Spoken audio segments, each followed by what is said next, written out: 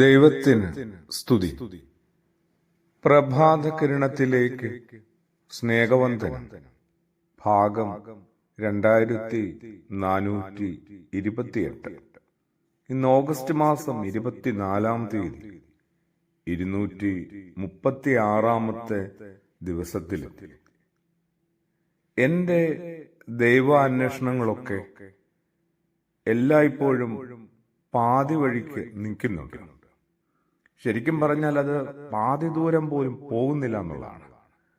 അല്പദൂരം കഴിയുമ്പോൾ ഞാനൊന്ന് ദിശ തെറ്റുന്നുണ്ട്. അബദ്ധം പറ്റുന്നതല്ല, അറിഞ്ഞുകൊണ്ട് തന്നെ ഒന്ന് വഴി മാറുന്നതാണ്. പതിയെ എന്നോട് തന്നെ പറയാനും ആശ്വസിപ്പിക്കുവാനും ശ്രമിക്കുന്ന എന്താണെന്നറിയാം. ഇനിയും സമയമുണ്ടല്ലോ, പിന്നെ ഒരു ദിവസം ആകാം. ഇപ്പോ ഈ തെളിഞ്ഞു കിട്ടിയ പുതുവഴിയിലൂടെ പോയാല് എന്തെല്ലാം ലാഭമാണ്, എന്തെല്ലാം സുഖാനുഭവങ്ങളാണ്. അങ്ങനെയാവും മിക്കവാറും എല്ലാവരുടെയും ദൈവാന്വേഷണങ്ങളുടെയൊക്കെ ബാക്കി കഥ. രാജാവിന്റെ കഥ ഏതാണ്ട് എന്റെ കഥ തന്നെയാണ്. രാജാവ് എന്നും ദൈവത്തോട് പ്രാർത്ഥിക്കും, തന്റെയും ജനങ്ങളുടെ മുമ്പിൽ ഒരു ദിവസം അങ്ങൊന്ന് പ്രത്യക്ഷപ്പെടണം.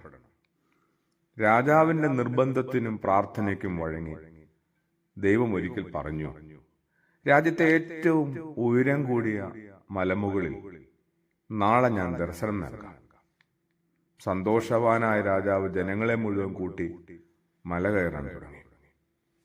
കുറച്ചു ദൂരം ചെന്നപ്പോ ആ പ്രദേശം മുഴുവൻ ചെമ്പു നാണയങ്ങൾ ഇങ്ങനെ കിടക്കുകയാണ്. കുറെ പേർ നാണയം പെറുക്കാനോടി. കുറച്ചുകൂടി മുമ്പോട്ട് പോയപ്പോ അവിടെ മുഴുവൻ വെള്ളി നാണയങ്ങൾ ഇങ്ങനെ കിടക്കുകയാണ്. അവ വാരാൻ പോകരുത് എന്ന് കൂടെ ഉള്ളവരോട് രാജാവ് മുന്നറിയിപ്പ് നൽകിയെങ്കിലും അവർ പറയുകയാണ്, നാണയം ഇപ്പോഴല്ലേ കിട്ടൂ, ദൈവത്തെ നമുക്ക് പിന്നെ ഒരു ദിവസം കാണാവുന്നേ. കുറച്ചുപേരുമായി രാജാവ് പിന്നെ മുമ്പോട്ട് പോയി. അടുത്ത സ്ഥലത്തെത്തിയപ്പോൾ അവിടെ സ്വർണ നാണയ ശേഖരണമായിരുന്നു. അതോടുകൂടി ബാക്കിയുള്ള സകലരും അങ്ങോട്ട് പോയി.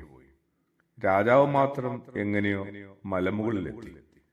ദൈവം ചോദിച്ചു, നിന്റെ രാജ്യത്തെ പ്രജകളൊക്കെ എവിടെയാ? നടന്നതെല്ലാം രാജാവ് സങ്കടത്തോടെ ദൈവത്തോട് പറയുകയാണ്. സുഖാനുഭവങ്ങളുടെ പിറകെ പോകുന്ന ഒരാൾക്കും ദൈവത്തിൽ എത്തിച്ചേരാൻ പറ്റില്ല. ഇത് ശരിക്കും ആ രാജാവിന്റെ രാജ്യത്തെ പ്രജകളിൽ ഒരാളാണ് ഞാൻ.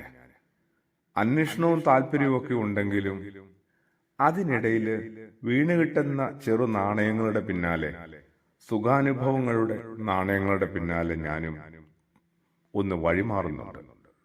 ക്രിസ്തുയേശുവിനെ കുറെ കൂടി മനസ്സറിഞ്ഞ് അടുത്ത് വിളിച്ചു നിർത്തിയേ മതിയാവും. കുറെ കൂടി ഒരു ആത്മബന്ധത്തിലെത്താനായിട്ട് യേശുവിന്റെ സുവിശേഷവും ഒക്കെ നമ്മുടെ തൊട്ടടുത്തുണ്ടെന്നേ ഒന്ന് ശ്രമിച്ചു തുടങ്ങിയാൽ മതി. ആമേൻ.